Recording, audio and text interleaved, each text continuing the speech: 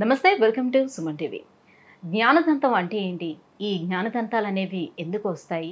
జ్ఞానదంతాలు వచ్చిన ప్రతి ఒక్కరు కూడా వీటిని ఖచ్చితంగా తీయించుకోవాల్సిన అవసరం ఉంటుందా? వీటి ప్రొసీజర్ ఏ రకంగా ఉంటుంది? ఈ విషయాన్ని తెలియజేసేందుకు మనతో పాటు ఉన్నారు ఎఫ్ఎంఎస్ ఇంటర్నేషనల్ డెంటల్ సెంటర్ నుంచి ఓరల్ మాక్సిలోఫేషియల్ సర్జన్ డాక్టర్ శశాంక్ గారు. Hello sir. హలో సార్, ఇప్పుడు జ్ఞానదంతాలు కొంతమందికి అన్ని పళ్ళు వచ్చేసిన తర్వాత జ్ఞానదంతం వస్తే మాకు చాలా జ్ఞానం వచ్చేసింది అనే దీంట్లోనే ఆ జ్ఞానదంతాలు తీయించుకోవద్దు అని పెద్దలు చెప్తూ ఉంటారు, అని తీయించుకోవడం మానేస్తూ ఉంటారు. నిజానికి జ్ఞానదంతం అనేది ఎందుకు వస్తుంది? జ్ఞానదంతం అనేది అవేమి ఎక్స్ట్రా సెట్ ఆఫ్ పళ్ళు కాదమ్మా. మనం ఉన్న డెంటిషన్లోనే వచ్చే లాస్ట్ మోలార్స్, థర్డ్ మోలార్స్, అవి 16-17 ఇయర్స్కి ఎరప్ట్ అవుతాయి ఓరల్ క్యావిటీలోకి. అవి వచ్చిందాన్ని ఆ ఏజ్లో మేబీ జ్ఞానం అనేది తెలుస్తుందేమో అన్న ఉద్దేశంలో జ్ఞానదంతాన్ని పేరు దానికి పెట్టడం జరిగింది. It's they are normal set of teeth, normal పళ్ళే, అవేమి ఎక్స్ట్రా పళ్ళు కాదు. చాలామంది ఏమవుతుంది అంటే ఇప్పుడు రీసెంట్ ట్రెండ్స్లో మన జా సైజ్ ఏదైతే ఉందో తగ్గిపోవడంతో అవి కరెక్ట్గా పొజిషన్లో రాలేక కొన్నిసార్లు ఎముకలు ఇరుక్కుపోయి, కొన్నిసార్లు వంకరగా రావడం, దాని మూలంగా అక్కడ ఫుడ్ ఇరుక్కోవడం, అవి పుచ్చడం, ఇలాంటి ప్రాబ్లమ్స్ అవన్నీ మనం గమనిస్తూ ఉంటాం. ఇంకొక ఇంపార్టెంట్ థింగ్ ఏమిటంటే మనం ప్రతిసారి ఎవ్రీ విజ్డమ్ టూత్, ప్రతి జ్ఞానదంతాన్ని తీయాలా అన్న క్వశ్చన్ కూడా చాలా మందికి వస్తూ ఉంటుంది.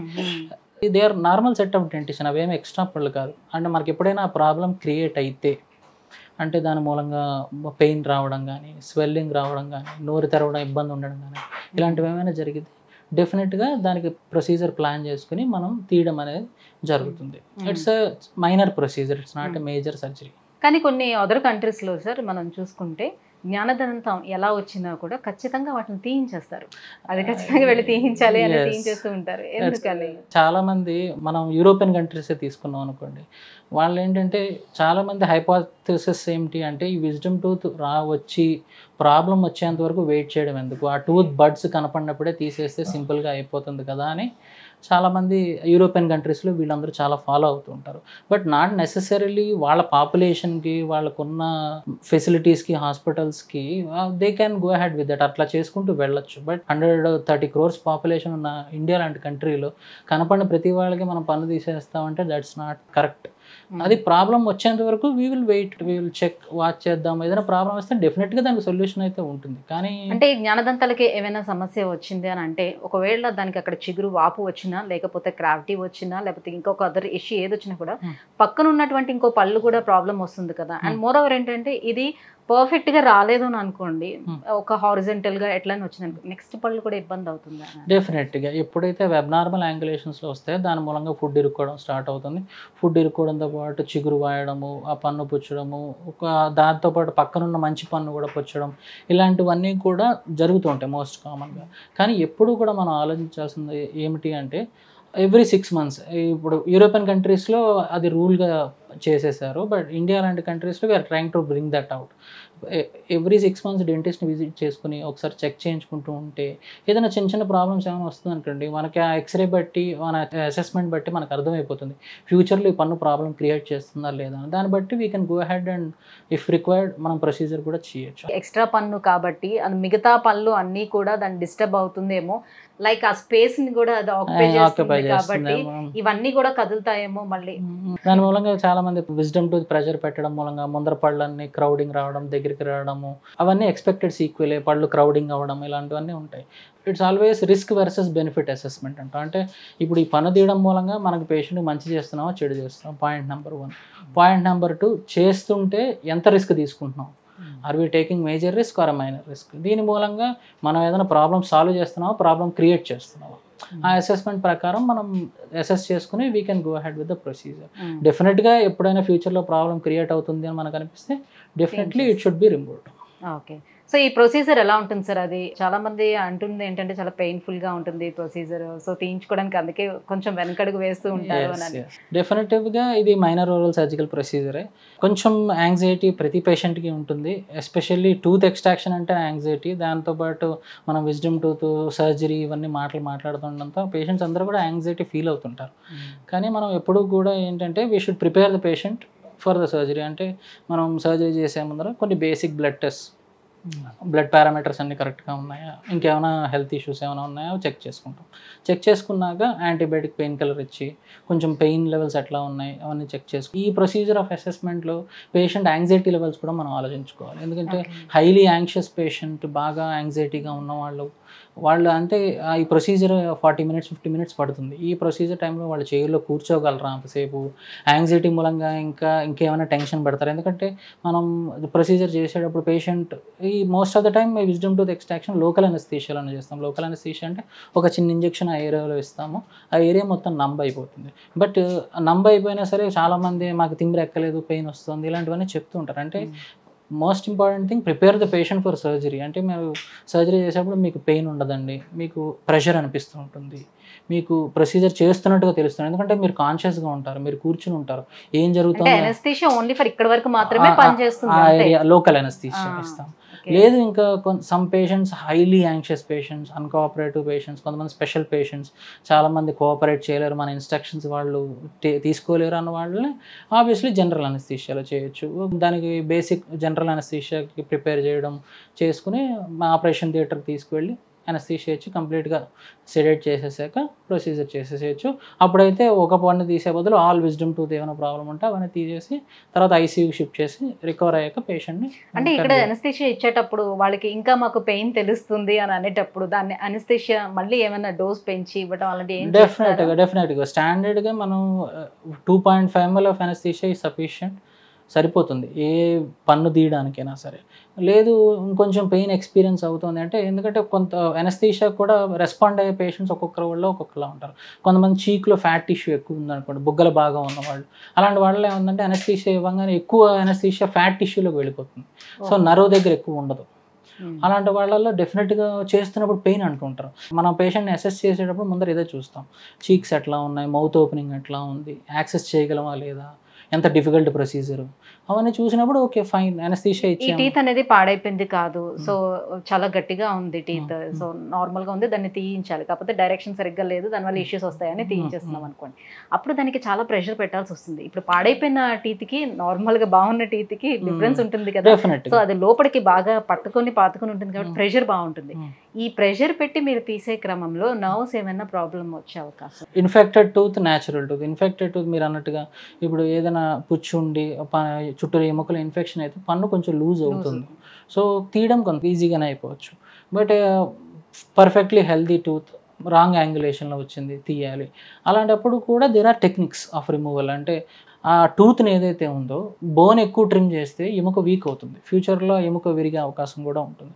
సో అలాంటప్పుడు ఏం చేస్తాము అంటే ఆ టూత్నే 2-3 పీసెస్ కింద స్ప్లిట్ చేసి ఆ టూత్ని తీసేసి బోన్ ఎక్కువ ట్రిమ్ చేయకుండా, ప్రెషర్ లేకుండా, ప్రెషర్ ఫ్రీగా బోన్ ట్రిమ్ చేసి తీయడం జరుగుతుంది. ఆ ట్రిమ్ చేస్తున్నప్పుడు పేషెంట్కి వైబ్రేషన్స్ తెలుస్తుంటాయి. You should know that. అంటే మీకు ప్రొసీజర్ చేస్తున్నప్పుడు ఏదో వైబ్రేషన్స్ ఉంటుంటాయండి, డ్రిల్లింగ్ లాగా అనిపిస్తూ ఉంటుంది, కంగారు పడద్దు అని మనం చెప్తే సరిపోతుంది. It's not major thing. Because ఎప్పుడూ కూడా మాకు సర్జరీలో చెప్పేది ఒకటే, బోన్ పేషెంట్ది, పన్ను నాది. సో టూత్ నేను ఎన్ని పీసులైనా చేసి తీసుకోవచ్చు, కానీ పేషెంట్ బోన్ సేవ్ చేయాలి, దానికి టెక్నిక్ మాడిఫై చేసుకుంటే సరిపోతుంది. ఎంతసేపు సార్ టైం టేకన్ తీసుకుంటుంది ఈ ప్రొసీజర్? జనరల్గా ఎంత డిఫికల్ట్ కేసు అయినా సరే మ్యాక్సిమం 1 hour అండి. ఎందుకంటే మనం వచ్చే అనస్థీషియా 1.5 hour వరకు పనిచేస్తుంది. 90 minutes స్టాండర్డ్ అనస్థీషియా పనిచేస్తుంది. 2.5 ml 1.5 hour వరకు పనిచేస్తుంది. సో 1 hourలో అయిపోతుంది. Yes, there are some cases, కొన్ని సిచ్యువేషన్స్లో స్టక్ అవుతాం, మధ్యలో స్టక్ అయినప్పుడు మనం టైం ఎక్స్టెండ్ అవుతుంది. సో ఇవన్నీ కూడా మనం ఎక్స్రే తీసుకుని పేషెంట్ ప్రిపేర్ చేసేటప్పుడు హౌ డిఫికల్ట్ ఈజ్ ఎక్స్ట్రాక్షన్, ఎంతసేపు పడుతుంది, అవన్నీ మనం పేషెంట్కి చెప్పాలి. We should also be prepared. మేము కూడా కన్విన్స్ అయ్యి ఈ టైంలో అవ్వాలి అని మనం డిసైడ్ చేసుకుని సర్జరీకి వెళ్ళాలి. బికాస్ వన్స్ సర్జరీ స్టార్ట్ చేశాక there is no thinking process. Surgery ముందర మనం ప్లాన్ చేసుకుని వెళ్ళాలి, అంతేగాని అక్కడ థియేటర్లోకి వెళ్ళాక ఏం చేయాలన్న ఆలోచన ఎప్పుడు ఉండకూడదు. సో జనరల్లీ చిగురిని కట్ చేసి మీరు దంతాన్ని తీస్తారు కాబట్టి, సో ఆ సర్జరీ ప్రొసీజర్లో సో బ్లడ్ లాస్ అనేది కూడా ఉంటుందా? ఫర్దర్గా ఎలాంటి ప్రికాషన్స్ వాళ్ళు తీసుకోవాలి? స్టాండర్డ్ ప్రొసీజర్ అమ్మ, అనస్థీషియా ఇచ్చాక గమ్స్ ఓపెన్ చేస్తాము. ఓపెన్ చేసి ఆ పన్నును కవర్ అయ్యే బోన్ ఏదైతే ఉందో దాన్ని ట్రిమ్ చేస్తాము. టూత్ని 2-3 పీసెస్ కింద తీస్తాము. తీసేసి నీట్గా క్లీన్ చేసి స్టిచెస్ వేసేస్తాము. బ్లడ్ లాస్ ఎస్ ఉంటుంది, but maximum 5 to 10 ml, which we don't need to do any. Body ఆటోమేటిక్గా కాంపన్సేట్ చేసేసుకుంటుంది, బాడీ ఆటోమేటిక్గా వాటర్ రీఅబ్జర్వ్ చేసుకుని అది కాంపన్సేట్ అయిపోతుంది. టిల్ డేట్ ఇన్ని ప్రొసీజర్స్లో I have never seen any patient ఎంత బ్లీడింగ్ అయితే నేనైతే సో చూడలేదు. హీల్ అవ్వడానికి ఎన్ని రోజులు హీలింగ్ మినిమం 7 to 10 days అండి. 7 to 10 daysలో కుట్టు తీసేసేయచ్చు, చిగురు మూసిపోతుంది. హీలింగ్లో కూడా 2 రకాలు ఉంటాయి, ప్రైమరీ హీలింగ్ అంటాం, సెకండరీ హీలింగ్ అంటాం. ప్రైమరీ హీలింగ్ అంటే చిగుళ్ళు మానిపోయేది ప్రైమరీ హీలింగ్ 10 daysలో జరిగిపోతుంది. ఆ పన్ను తీసేసిన చోట బోన్ ఫార్మ్ అవడం అనేది అది 3 to 4 monthsలో జరుగుతుంది. అది మనల్ని ఏం డిస్టర్బ్ చేయదు, it will take its own course.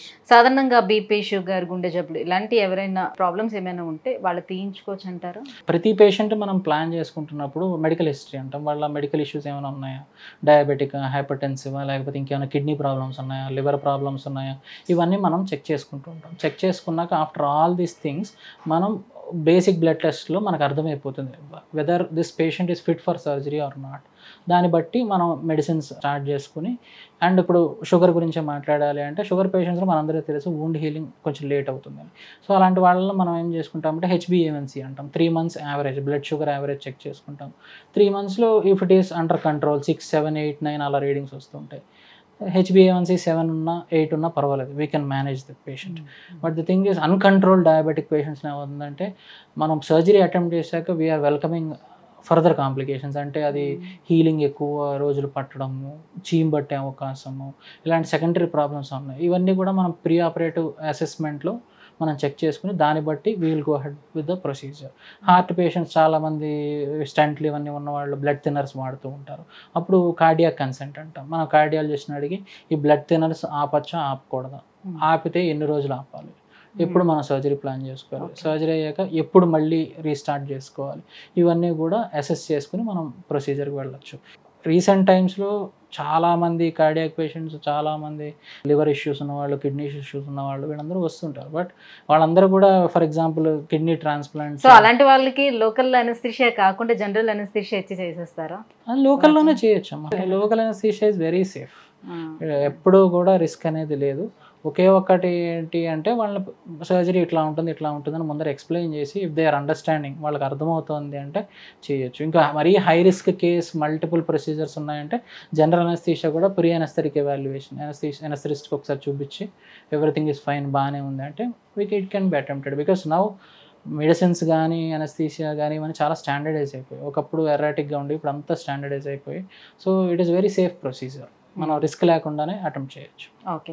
So any dental సెంటర్కి వెళ్ళేటప్పుడు ప్రత్యేకంగా ఈ జ్ఞానదంతాలను తీయించుకోవటానికి ఓరల్ మ్యాక్సిలో ఫేషియల్ సర్జన్ అయితే ఖచ్చితంగా ఉన్నారో లేదో అని తెలుసుకోవాల్సి ఉంటుంది. సో ఎవరితో పడితే వాళ్ళతో మనం తీయించుకోకూడదు. అట్లానే ఇది is nothing hard and fast rule అమ్మా, అట్లా ఏం లేదు. కాకపోతే ఎప్పుడు కూడా ఏంటంటే ఒకే ఫీల్డ్లో 3 years, 4 years, 5 years ట్రైన్ అయి ఉన్నారంటే వాళ్ళ ట్రైనింగ్ ఒకటి ఇంపార్టెంట్. సెకండ్ థింగ్ ఎన్ని కేసులు చేశారు అన్నది కూడా. So they have done multiple number of cases. So ఆ పేషెంట్ ఎక్స్పోజర్ ఉంటుంది, తన సైడ్ నుంచి కూడా he will encounter some complications. So complications వచ్చినప్పుడు వేళ హ్యాండిల్ చేసామన్న ఎక్స్పీరియన్స్ కూడా తన దగ్గర ఉంటుంది. So that is a safe వే. ఇప్పుడు ఏదైనా మనం కేసు చూస్తున్నప్పుడు ఓకే రిస్క్ ఎంత ఇన్వాల్వ్ అయ్యింది, బెనిఫిట్ ఎంత ఉంది, సో అది మనం పేషెంట్ క్లియర్గా ముందరే చెప్తాం. రిస్క్ ఎక్కువ ఉండి బెనిఫిట్ ఏం లేదనుకోండి యువర్ చాయిస్ సార్ అని చెప్తాము. లేదు ఇట్ షుడ్ బి డన్ అంటే ఇట్ షుడ్ బి డన్ అంటే చేయొచ్చు, కానీ రిస్క్ అసెస్మెంట్ చేసుకొని చేయాలి. Particularly we are trained in this speciality కాబట్టి అది దాంట్లో రిస్క్ ఎంత ఉందని మనకి ఈజీగా అర్థమైపోతుంది. Right, thank you so much sir. So జ్ఞానదంతాలు ఎందుకు వస్తాయి, సో ఎంత సేఫ్గా వాటిని రిమూవ్ చేసుకోవచ్చు, ఎలాంటి ట్రీట్మెంట్స్ అందుబాటులో ఉంది అనే విషయం తెలియజేసినందుకు థ్యాంక్ యూ.